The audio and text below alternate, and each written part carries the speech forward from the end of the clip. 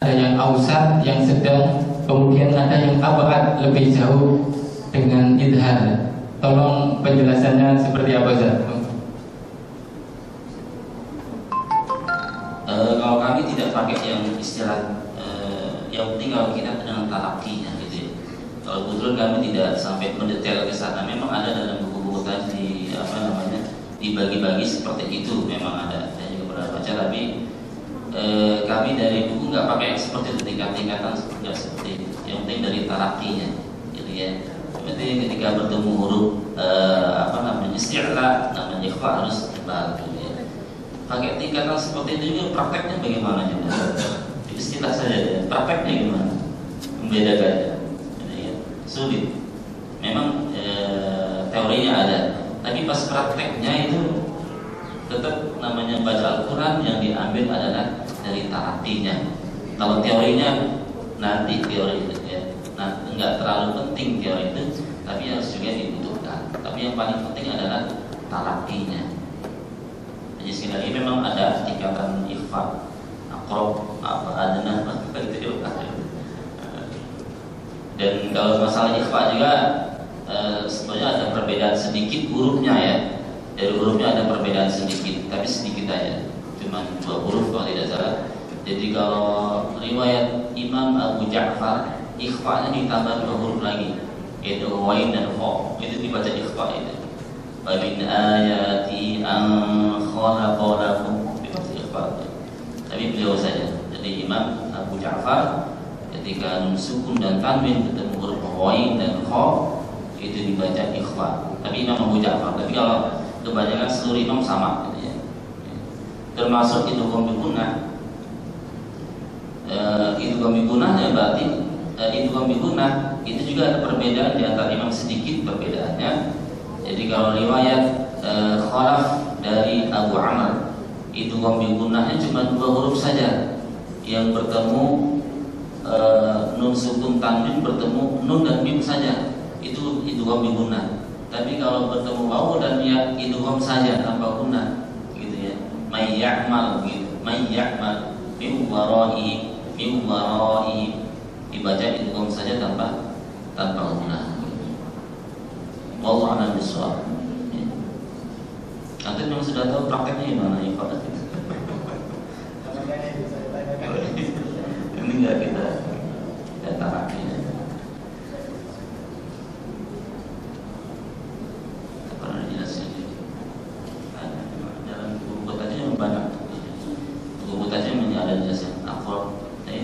Pembagian saja.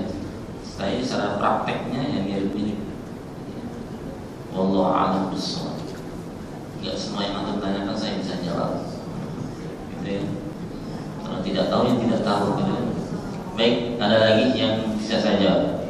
Ada pertanyaan lagi? Ada? Jelas tadi yang belakang tanya tentang izah? Jelas maksudnya? Iya. Kenapa? Ya, baik.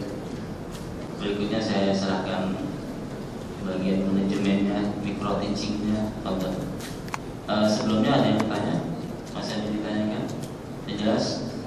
Ya, sambil berjalan nanti insyaallah.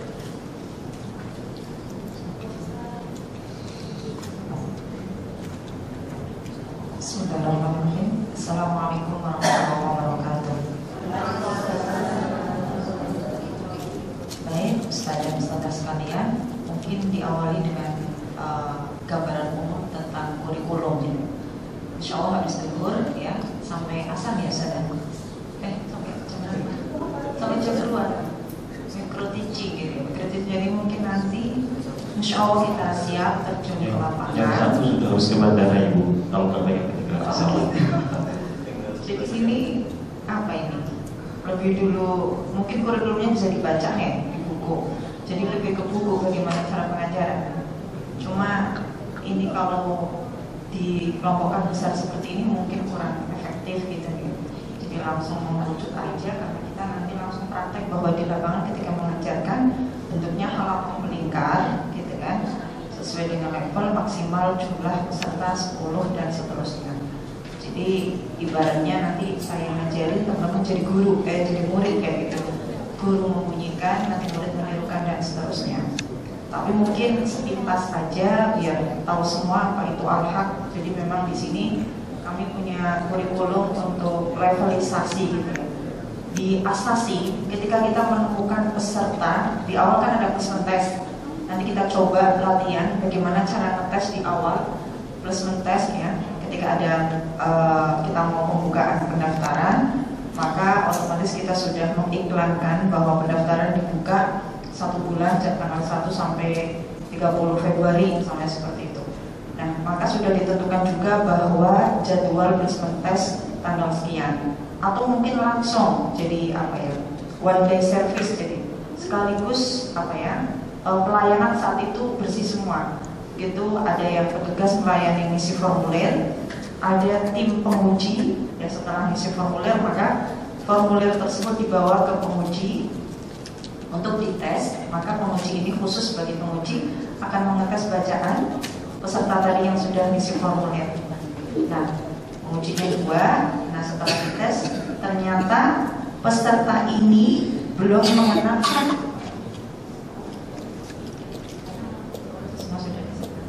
Ternyata setelah dites membaca, ada soal placement testnya juga di lembaran sudah kami sediakan semua, belum mengenal huruf. Jadi hak dibaca H, ain dibaca hamzah, kemudian shin dibaca shod, pokoknya terbalik-balik seperti itu ya.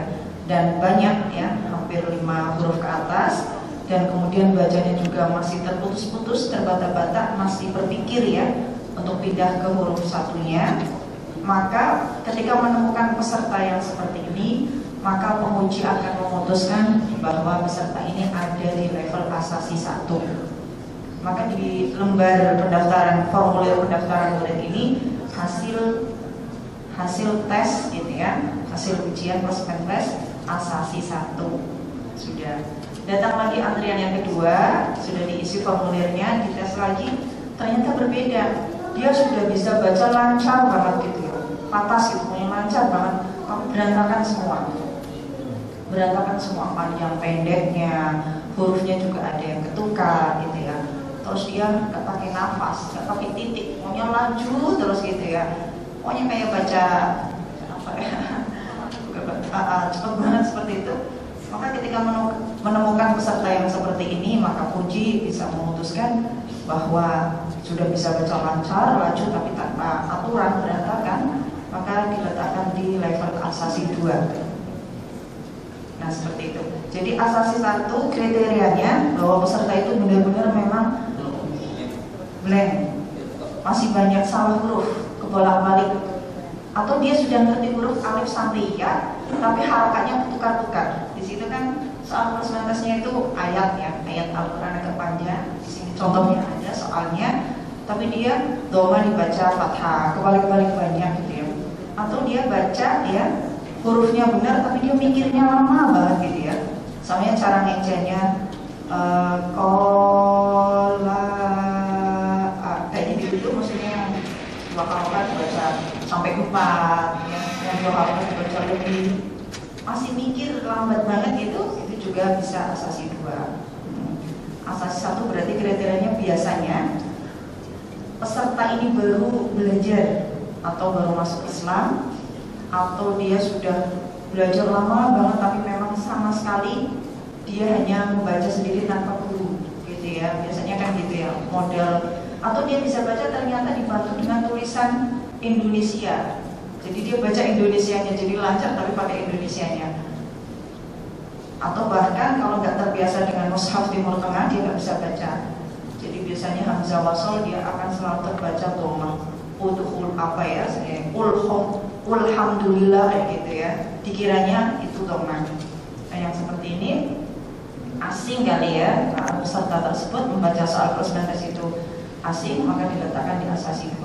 Jadi asasi 1 dengan asasi 2 bedanya, kalau asasi 1 itu memang lambat banget, banyak salah huruf, ketukar-tukar harokat, ya biasanya kan nanti penguji akan menanyakan lebih lanjut, ibu sebelumnya sudah pernah belajar belum, gitu kan. Nah berarti mungkin asasi 1 dari dasar banget Di situ nanti asasi 1, materi yang akan disampaikan adalah mengenal huruf hijaiyah alif sampai ya dengan pengucapan yang benar dari tempat keluarnya tanpa memberikan teori secara detail, gitu kan? Kemudian mengenal harokat, fathah, kasrah, dhammah, sukun, tasydid, tanwin. Nah, targetnya berarti setelah pembelajaran 15 kali pertemuan, si murid ini diharapkan kalau mampu ya paham, maka dia bisa hafal huruf hijaiyah, mampu mempraktekkan ya dengan benar. Dal tidak dibaca zai lagi, do tidak dibaca zo lagi, ya shin juga dibaca shin kayak tepat ya. Dan dia ngerti cara membaca tasydid itu dengan menekan ketika ketemu huruf tasydid. Dia ngerti cara membaca tanwin, dia ngerti cara membaca fathah itu mulutnya terbuka, ketika kasroh maka posisi rahangnya ditarik gitu ya. Dan kemudian ketika dhammah maka posisi bibir manyun. Ini secara dasar di asasi 1 dan asasi 2 semuanya contoh dari gurunya. Kalaupun dibantu dengan teori, itu pun teori sedasar-dasarnya. Harapannya si peserta di level asasi 1 dan 2 itu mampu untuk memahami materi yang ada di modul atau di buku asasi 1 dan 2. Jadi nggak boleh kita menerangkan di asasi 1 itu gini ibu, zal itu ujung lidah ketemu ujung gigi seri atas. Padahal dia sendiri belum ngerti ya suara dal kayak apa, kemudian apa ya tulisan dal kayak apa, belum hafal kan, baru menghafal ini. Jadi dibantu dengan mungkin lihat ibu saya gitu ya, lihat lidah saya kayak gitu mungkin ya. Terus diucapkannya dengan benar, mempraktekannya dengan benar. Dia ngerti ketika mengucapkan dal maka ujung lidahnya dia tempelkan ke ujung gigi seri atas. Maksudnya itu tempat keluarnya, tapi si guru nggak boleh menjelaskan seperti Ustaz tadi ya secara detail dengan memberikan gambar makhraj dan sebagainya. Belum waktunya. Itu nanti insya ketemu di level yang jadi itu. Ada yang mau ditanyakan? Jadi placement test penempatan murid ketika level 1 itu kriterianya seperti apa, asasi 2 itu seperti apa, dan kemudian target pembelajaran. Target pembelajarannya berarti ya asasi 1 saat evaluasi nanti ujian kenaikan, harapannya mampu membaca huruf hijaiyah dengan benar, mampu membaca harokat fathah, kasrah, dhammah, sukun, tasydid dan tanwin. Walaupun masih terbata-bata, tapi dia sudah hafal, sudah lancar, sudah bisa membedakan alif sampai ya, selain ketik lah ya, bacanya dengan tepat. Huruf tasydid juga ngerti baca, sukun juga ngerti, tanwin juga ngerti, fathah, tanwin, kasrah, dan tanwin. Dan dia sudah mulai membaca 1 kosakata, 2 kosakata, secara pelan-pelan walaupun masih terbata-bata. Artinya targetnya terpenuhi. Biasanya kalau kayak gini naik ke asasi 2. Nah asasi 2 itu tadi masih seputar materi seperti itu, tapi dia melancarkan bacaan. Bacaannya tambah menjadi panjang, 2 kosakata. Nah saat placement test, kalau ada murid ditempatkan di asasi 2 karena dia sudah bisa baca lancar, ya 2 kosakata, 3 kosakata baca lancar, tapi ya tadi panjang pendeknya belum peraturan, masih ada beberapa huruf yang suka kebalik, beberapa ya. Kalau asasi 1 kan banyak gitu ya. Kadang juga harokatnya mungkin keseripet gitu ya, fathah dibaca dhammah dan sebagainya. Nah, asasi 2 seperti itu. Ketika placement test di awal saat mendaftar akan dites, kalau menemukan peserta yang seperti itu ya, atau mungkin dia baca pelan benar ya, benar tapi pelan banget gitu ya, masih mikir tapi benar, itu juga diletakkan di asasi 2. Nah targetnya di asasi 2 nanti setelah 15 kali pertemuan kurang lebih 4 bulan 1 buku itu, maka harapannya peserta asasi 2 ini mampu membaca dengan lancar, bahkan sudah mulai terbiasa dengan suara 2 harokat itu seperti apa. Otomatis huruf hijaiyah alif sampai ya juga dia paham, mengucapkannya dengan benar, bacanya lancar gitu ya. Kalau terbata-bata, kalau benar masih bisa gitu ya, masih bisa naik ke tamjidi 1. Dia pelan mungkin mikir atau hati-hati gitu kan, bukan pelan yang dia nggak bisa, bukan. Kalau asasi 2. Jadi di situ asasi 2 biasanya langsung naik tabidi gitu ya. Jadi walaupun sudah baca lancar tapi banyak salah, maka diletakkan di asasi 2. Materinya melanjutkan materi asasi 1, yaitu tadi ya masih mengenal lanjutannya. Jadi ada tanwin, tasydid, tapi banyak berlatih. Itu punya banyak berlatih di situ, tapi kosakatanya ditambah tidak seperti di asasi 1 yang baru 2 kosakata. Ini sudah semakin 3 dan seterusnya. Dan dia ada materi dasar bagaimana cara membaca idhar, idgham, ghunna, ikhfa, iqlab dan seterusnya. Itu pun masih dasar, tanpa memberikan teori secara detail. Jadi nanti teori secara detail idhar, idgham, ikhfa itu ada di tamhidi. Jadi ini perangnya. Sebelum masuk ke tamhidi maka dia sudah terbiasa mendengarkan praktek tentang bagaimana membaca ikhfa, idgham, idhar, iqlab gitu ya, dan hukum. Tapi dasar melatih suara.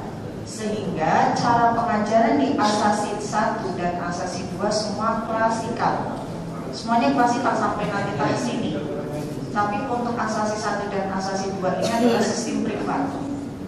Jadi guru membunyikan, murid menirukan, guru membunyikan, murid menirukan terus seperti itu.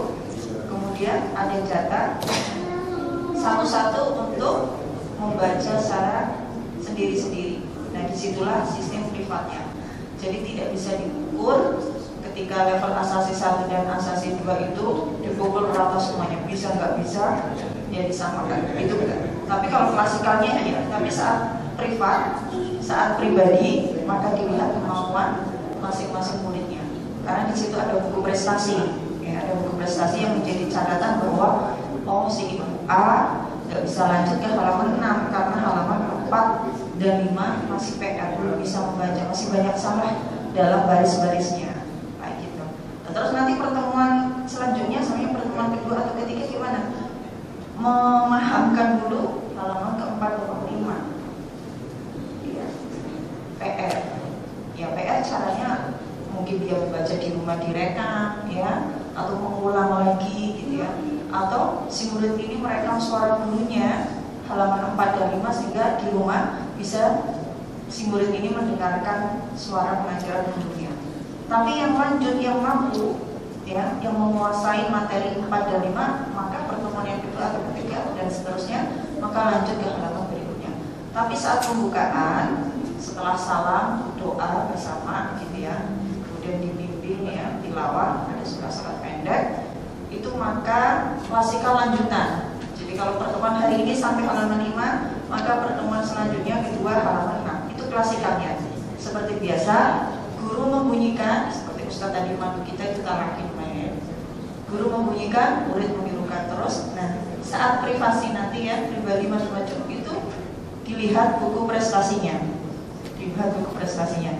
Kalau kemudian si ibu B ternyata mampu di halaman 4 dan 5, maka hari ini di pertemuan kedua lanjut ke halaman 6. Jadi seperti itu. Dan butuh pengajar asasi 1 dan 2 ini yang sabar banget, ya. Nah gurunya ngucapin huruf kha, dia bunyinya ho, gitu ya. Gurunya ngajarin huruf fa, dia bunyinya apa gitu. Pokoknya jauh gitu apa yang didengar gitu kan. Padahal itu sudah diucapkan berkali-kali. Belum nanti saat sudah mulai membaca meja gitu ya, huruf bersambung, dia bacanya satu-satu kata, satu huruf. Itu kan butuh telaten ya, untuk memotivasi, untuk terus ya bersabar dan seterusnya. Atau ketemu murid di asasi 1 atau 2, bacanya nggak bisa di stop, laju banget gitu, tapi nggak beraturan, berantakan banget gitu ya. Bukan seperti baca Al-Quran gitu ya. Bagaimana cara berubah, dan itu juga butuh kesabaran.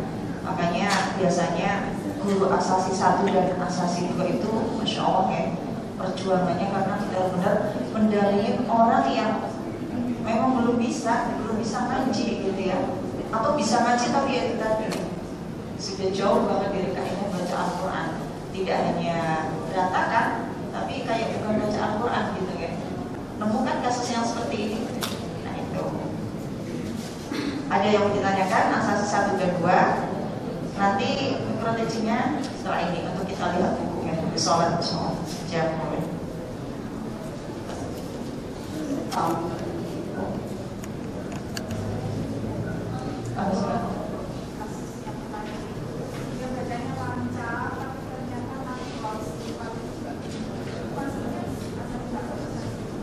Baca lancar tapi nggak pakai makhraj.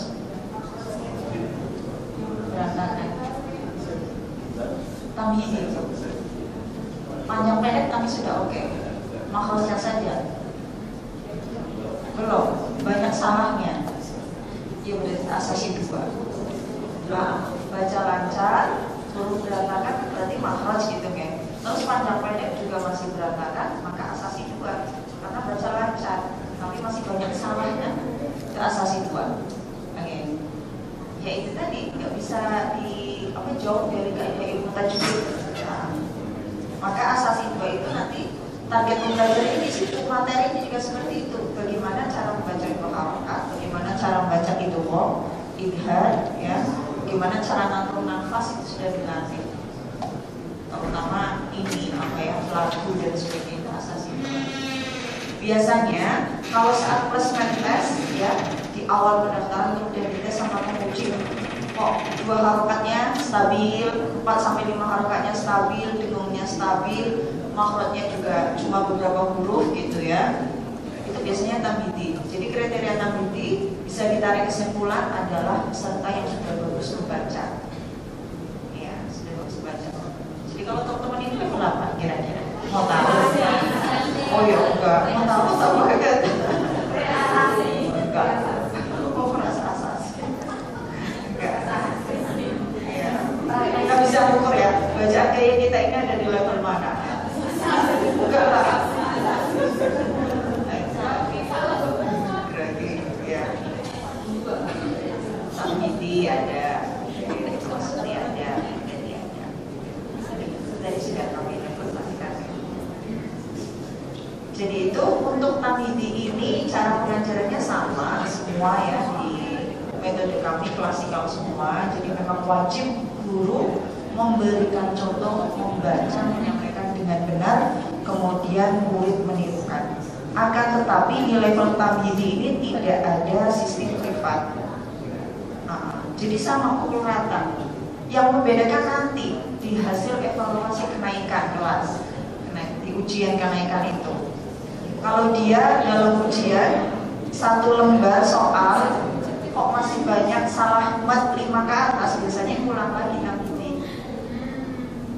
Karena fokus penilaian pada tamhidi itu adalah menstabilkan panjang pendek. Panjang pendek kan tidak 2 harokat aja sampai 6. Di situ materinya situ. Mat tobi'i, mat priwat, mat badal, mat sila sukro, mat jais, mat wajib, mat lazim, mat lim, mat asli sukun. Itu harus stabil semua, nggak boleh kadang benar kadang salah. Nah, pas ujian kan nanti dilihat. Kalau masih membaca masalah guna dan sebagainya itu kok masih 5 ke atas salahnya, biasanya ulang, berarti belum konsisten. Belum ketemu bagaimana membaca guna, dengung, suara yang keluar dari hidup pada saat itu mobilnya. Pada saat ketemu mem, tasydid, non tasydid. Pada saat ketemu hukum ikhfa, ikhlas dan sebagainya. Itu kan ada aturannya, nggak boleh langsung min qablik, gitu kan? Min qablik kalau sekedar min qablik itu kan salah. Penguji di situ juga nanti iklannya kurang, umumnya ikhfa-nya juga. 2 harokatnya kelebihan jadi 2,5 itu juga salah kalau ujian. Berarti ketika menemukan peserta yang seperti ini, ya berarti belum konsisten. Kadang pas, kadang lebih, kadang 2 harokat dibaca 1 harokat. Belum kesalahan harokat doang dibaca fathah.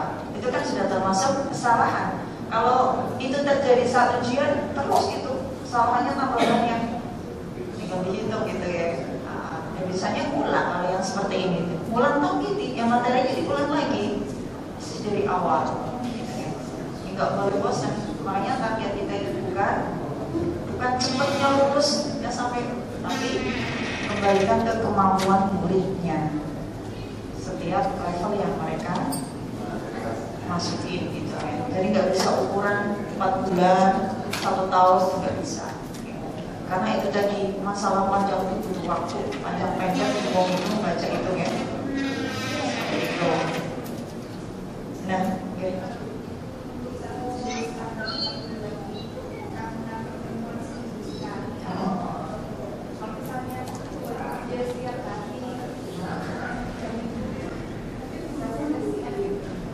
Mungkin itu bisa kalau muridnya sedikit. Kalau muridnya sedikit, gitu kan. Ini kenapa kita sepekan sekali dan selama 2 jam, karena kan muridnya banyak dan SDM-nya kurang. Gitu kan. Jadi disadarin bahwa setiap guru itu memiliki 4 kelas, samanya maksimal gitu ya, atau minimal seperti 3 kelasnya. Ustazah Raffi ngajar Senin, Selasa, Rabu, Kamis, gitu kan. Setiap jam 8 sampai jam 10. Misalnya hari Senin level asasi 2, 10 orang satu kelompok kan melingkar seperti ini. Kemudian nanti Selasa sama jam 10 sampai jam 12 juga ya, ngajar asasi atau ngajar tabidi gitu kan, sama. Kemudian ternyata hari Rebunya dia bisa sore jam 4 sampai jam 6 atau mungkin jam 2 sampai jam 4, pokoknya durasinya 2 jam. Mungkin level tawasuti kayak gitu kan. Nah, kalau seperti itu kan kita nggak bisa membuat satu orang itu 3 kali pertemuan, sehingga kita sistemnya pembelajaran sepekan sekali gitu ya, karena itu tadi ya berbagi waktu ya, pesertanya banyak, sedikit dan enggak.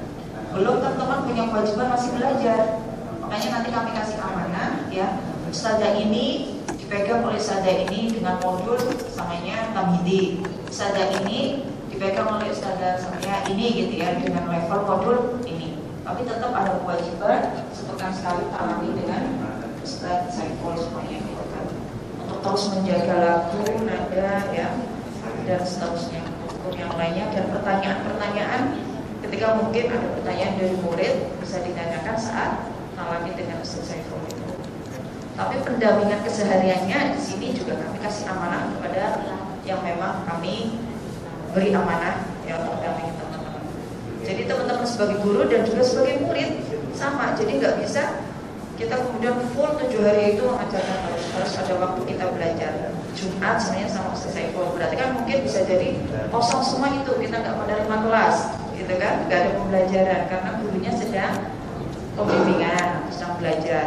Belum tentu kan harus juga tahsin sama sebenarnya ustazah siapa nanti yang kami tunjuk gitu kan. Nah, sudah berkurang semua gitu kan. Ketika waktunya bebas, jadi jam 8 sampai jam 6 tinggal dibagi 2 jam 2 jam. Mau ngajar siang karena memang sempatnya siang, mungkin pagi punya kesibukan apa, ya nggak apa-apa, asal muridnya ada yang pilih jadwal siang. Mau ngambil sore gitu kan, ya boleh, asal ada gurunya yang siap ngajar sore dan juga ada muridnya yang memilih jam pembelajaran sore. Yang penting durasi pembelajarannya 2 jam dengan maksimal 1 halaqah, 1 lingkaran tahsin. Kalau Al-Quran itu 10, kalau 9 nggak apa-apa, 8 nggak apa-apa. Tapi kalau asasi maksimal 7, khusus asasi 1 dan 2, maksimal murid dalam 1 halaqah 7. Berarti 6 boleh, 5 boleh gitu kan. Karena memang berat gitu kan. Harus fokus pada murid-murid yang memang belum bisa menghafal huruf jaiyah, ya belum tahu harokat, membacanya juga masih banyak salah. Seperti itu. Ada lagi Ustazah? Cara pengajaran. Durasi-durasinya ada di buku yang sudah saya share di grup ya. Baca berapa menit untuk ditalaki oleh gurunya, kemudian berapa menit untuk doa, ya. Di awal pertemuan ada ta'awuf, ya, kemudian ada bacaan tata tertib, ya, bagi peserta dan guru dalam sholawat ini, dan juga yang lainnya. Nah, untuk asasi 1 dan asasi 2 dibaca apa adanya. Harokat akhirnya dibaca apa adanya. Oke. Baru nanti ya ketika tamhidi maka huruf akhirnya jadi disukun karena di situ sudah mengenal mad disukun dan sebagainya. Tapi asasi 2 di halaman yang mendekati akhir ketika ikhfa juga dibaca ikhfa gitu ya. Walaupun mereka belum ngerti ya, belum ngerti oh bacanya apa ya, terdengar kayak suara ing samanya gitu ya, namanya asasi baru menghafal gitu ya, baru membaca ya. Itu bacaan ikhfa nanti akan disempurnakan di level tamhidi ya, penerangan atau uraian penjelasan tentang ikhfa itu sendiri dan filosofinya. Tapi cara membaca ikhfa sudah dikenalkan saat asasi 2. Tapi untuk harokat akhirnya gitu ya, itu dibaca apa adanya dulu. Ada mau nanti ada yang sudah bertanya ngerti loh, ini kan berhenti harusnya disupport gitu ya. Oke, itu nanti masuk ke level tamhidi. Tapi membacanya juga harus sudah benar gitu ya. Ikhfa dibaca ikhfa, idhar dia dibaca idhar, idgham dibaca idgham dan seterusnya. Itu mobilnya juga seperti itu bila juga dibaca dengan benar. Semua contoh dari gurunya.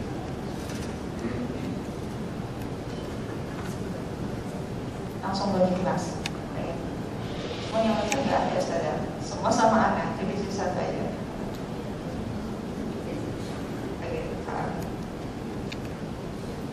Ada lagi? Guru sini juga maktab.